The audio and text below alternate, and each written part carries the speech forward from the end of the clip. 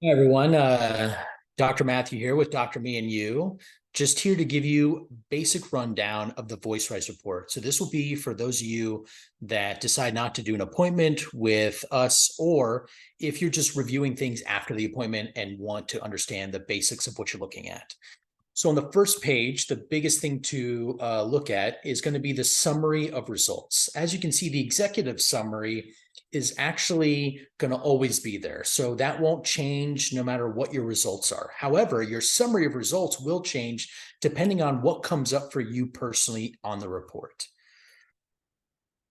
So on the second page is the key for the report. You can see that there's percentage. So every pillar, every system, every organ is going to be receiving percentages. The lower the percentage, the more support that organ or system is going to need. The higher percentage, the less. So anything over pretty much 50% is, you don't really need to worry so much about that. I would be paying attention to anything really 40% and below, to be honest. But this is just a key to get you acquainted with how we look at percentages and emotional and physical factors. So you're going to see the word emotional and physical throughout the report. And here you can see this is the breakdown of the biometrics that we're taking. So we're taking the intellectual, the emotional, the behavioral. We're also taking molecular, biomaterial, organ, and system on the physical factor. Additionally, you will also see things like acute and chronic. So acute is going to be something that is more recent. It's dealing with inflammation, but chronic is going to be dealing with something that has been stagnant or something that's been kind of in your body and system for a little while. So the chronic side of things is going to be a little bit more important for you to look at and deliver supporting things for. And we also give you a lot of support. So in the report, so on page 3, you have the breakdown of the 5 pillars. This is going to be your overarching kind of what's going on in the body. You have oxygenation, hydration, mouth, nutrition, and emotions. These things will not change. However, what will change is what's going to be highlighted in red. As you can see, the thing highlighted in red is hydration, and this is because it's the lowest percentage. Now, if you see 2 percentages, let's just say, for example, hydration and mouth had the exact same percentage at 44%, let's just say, and hydration was in red, that's because there's something in the back end that we developed to notify you guys that even though they're the exact same percentage, hydration happens to be just a little bit more worse off and needs a little bit more support. Additionally, you'll also see not just the hydration, but again, you'll see chronic and acute, right? So you know that it's chronic, so it's been there for a while. And then you also have an associated organ, right? So the associated organ here, as you can see, is liver. These things will change. The percentage will change, whether or not it's chronic or acute, which pillar is actually being highlighted as the one that needs the most support, and then which organ is also going to be changed out depending on what is actually coming up that's contributing most to that pillar. So the liver is contributing most to the hydration. And so we want to give you action steps. So we do that. So here, as you can see right below on this same page, you have action steps that you can take to start supporting your hydration immediately, right? That's what we want for you. So we want this to be self-sustaining reports so that you can start doing action steps regardless of you doing appointments with us or not. So here you can see it. And again, as you will see in different reports, if you do this multiple times and you have a different pillar that needs more support, there will be different action steps and ways to improve your mouth, your nutrition, your emotions, and your oxygenation. Here, it's just doing hydration because that is the one that's being highlighted here. All right, so that's page 3. Now, page 4 is going to be your top priorities. It's going to list out the most chronic thing and most acute thing. Reasonably, what it's doing is we want to list out the most pertinent systems.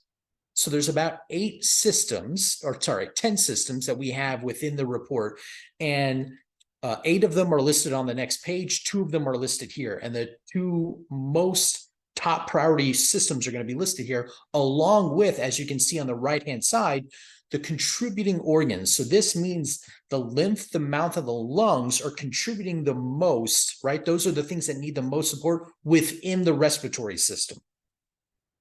And additionally, here again, you see it's emotional influence, right? So because the orange is 30% and the blue, which is physical, is 38%. The emotional side is needing more support. Now, they're both needing support because they're under that 50% marker.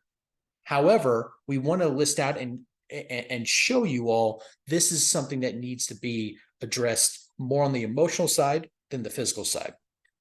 And what we're going to do is we're going to provide you with a learning resource that deals with the respiratory system, that you can start making action plan and action steps and making improvement on your respiratory system immediately once you receive this report.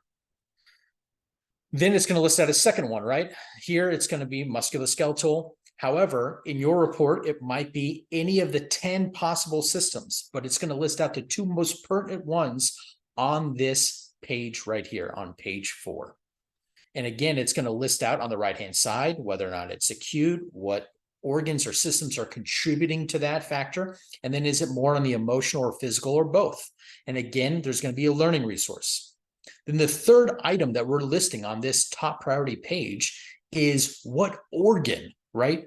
We have a bunch of organs that we're looking at on the back end, and we want to know what organ, because we thought that this would help you all, what organ is contributing to all different types of systems, right? So this is always going to list out the top organ that is contributing to the most number of systems. So sometimes you'll see 2 systems here, sometimes you'll see 3, 4, 5, you could even see 6, 7, or 8.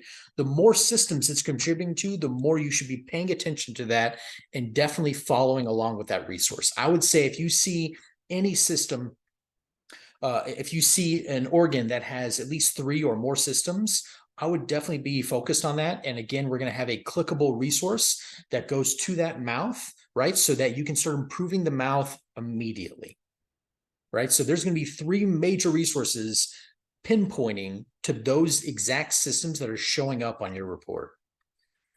Then on the next page, page 5, we're going to list out the rest, right? The remaining of the priorities. And we're going to list out from lowest to greatest. So as you can see, the reason why circulatory system is listed first and not hormone is because the emotional side of it is less, right? So we're looking at the physical side first and then the emotional side, right? Because we're going to be more interested in trying to make physical changes first and then move into the emotional side of things. So here, the circulatory system is needing some major support on the emotional side right now. But again, because this is listed as secondary priorities on the page 5, these systems are not going to be major priorities for you unless you have some sort of symptom that you came in with that you're trying to address. Then you can dive into this. However, there's no resources that are going to be listed for these systems directly. So here you're going to get a sense of all your different systems, your lymphatic system, your immune system, digestive system, nervous system, skin, hair, and nails, and then your pH balance overall. So this is just a snapshot of kind of what's going on physically and emotionally for all the different additional systems involved within this report.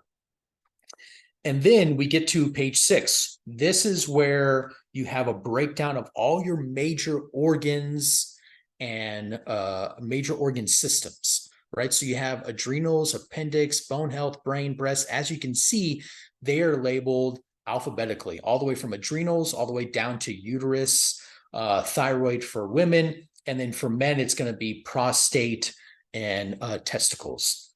So there are going to be some differences between male and female report.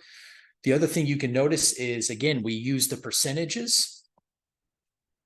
The lower the percentage, the more support it needs. The higher the percentage, the better it is. As you can see, we notate that with balanced. So if it's in the high 80s and 80 percentile, it's going to be labeled green and it's going to be saying balanced. So that's a good thing.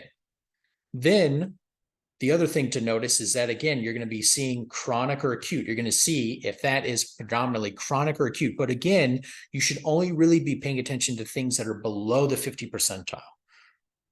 That's really what you want to do. The other thing that you're going to see is, again, physical or emotional. So if it just says physical on it or emotional on it, that means that emotional just happens to be lower than the physical score that makes up this score, right? This 57%.